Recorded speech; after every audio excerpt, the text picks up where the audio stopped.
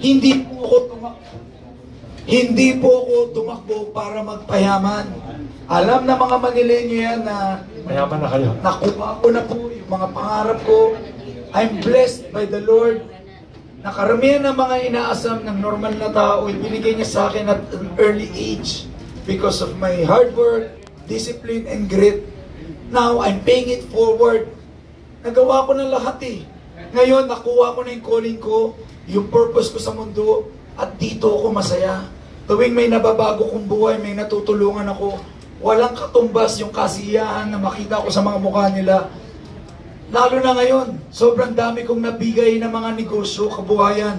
Bawat kanto ko sa Maynila, natutuwa ako dahil nakikita ko yung mga binigay kong mga food cart, mga bigasan, parisan, pwesto sa palengke. Tuwing nakikita ko sila, sasabihin nila, "Sir, umaasenso na ho kami. May kumikita na kami ng 3,000 sa isang araw.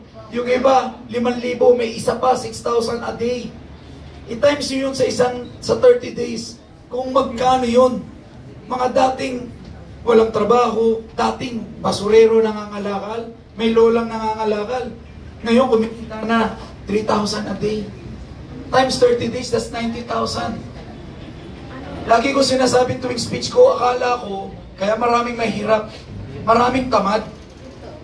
Ito lang sasabihin ko sa mga kababayan ko. Ang nakita ko, na-discover ko sa Maynila, hindi tamad ang mga Manileño. Hindi rin sila mga bobo. Wala lang tumutulong sa kanila.